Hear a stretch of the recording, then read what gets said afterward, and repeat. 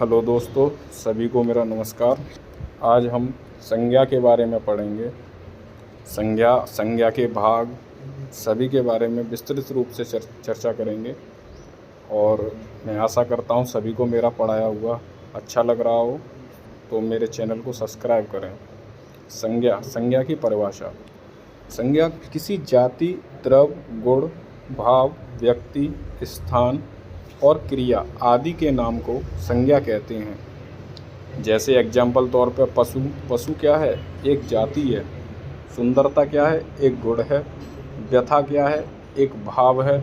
मोहन किसी व्यक्ति का नाम है। दिल्ली किसी स्थान का नाम है। मारना एक क्रिया है।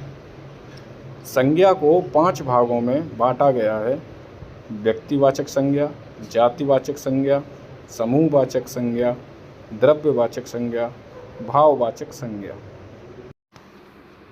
समूहवाचक संज्ञा। जब किसी संज्ञा शब्द से व्यक्ति वस्तु के समूह का बोध होता है तब उसे समूहवाचक संज्ञा कहते हैं। समूहवाचक संज्ञा देखो, जैसे आप देख रहे हो समूह, यानी किसी समूह की या एक समुदाय की बात हो रही है। जैसे कि आर्मी, पुलिस, ये सब क्या है? एक समुदाय टाइप में है, इसलिए इनको समूहवाचक संज्ञा कहते हैं। यानी यहाँ पर काफ़ी लोगों की भीड़, यानी एक समुदाय को पर्टिकुलर वो डिनोट कर रही हो, जैसे कक्षा, सेना इत्यादि। दूसरी है द्रव्यवाचक संज्ञा। द्रव्यवाचक संज्ञा जिसमें हम सारे जितने भी तरल पदार्थ आ जाते हैं ना, जब किसी संज्ञा शब्द से किसी द्रव्य का बोध होता है, यानी जितने भी हमारे तरल पदार्थ हैं उनको हम द्रव्यवाचक संज्ञा कहते हैं। जैसे कि तेल, घी,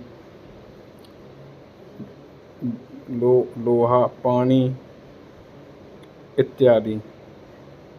जातिवाचक संज्ञा, जिससे किसी व्यक्ति, वस्तु या प्राणी की जाति का बोध हो। जाति का बोध यानी कि पुरुष है, स्त्री है, या किसी विशेष समुदाय से जिसका तात्पर्य हो, जैसे घोड़ा, फूल, मनुष्य। अब मनुष्य, बहुत सारे मनुष्य होते हैं, लेकिन वो एक जाति को, यानी पुरुष जाति को डिनोट करता है।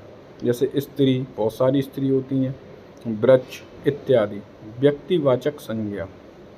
व्यक्तिवाचक संज्ञा में जिन शब्दों में किसी विशेष व्यक्ति, यानी किसी विशेष व्यक्ति, स्थान या वस्तु के नाम का बोध होता है उसे व्यक्तिवाचक संज्ञा कहते हैं। जैसे कि दिल्ली, भारत, जयपुर, रामायण, अमेरिका, राम, श्याम, यानी किसी का नाम जो उस व्यक्ति का, जो जिससे हम उसको डिनोट कर रहे हैं, जिससे हम उसको जान रहे हैं, उसी को हम व्यक्तिवाचक संज्ञा कहते हैं। जिससे हमें, जैसे हमने किसी को बुलाया राम, श्याम, सीता, गीता, रामायण, महाभारत, ये जितनी भी जिससे किसी जाति का बोध हो रहा हो उसे व्यक्तिवाचक संज्ञा कहते हैं।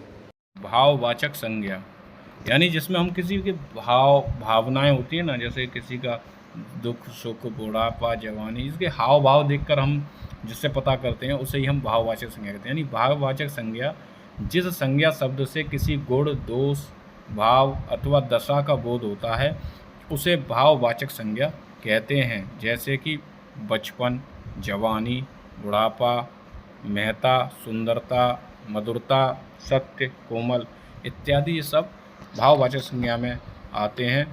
मैं आशा करता हूँ सभी को मेरा पढ़ाया हुआ ये टॉपिक संज्ञा से रिलेटेड, जिसमें मैंने आपको पूर्ण जानकारी दी है, आप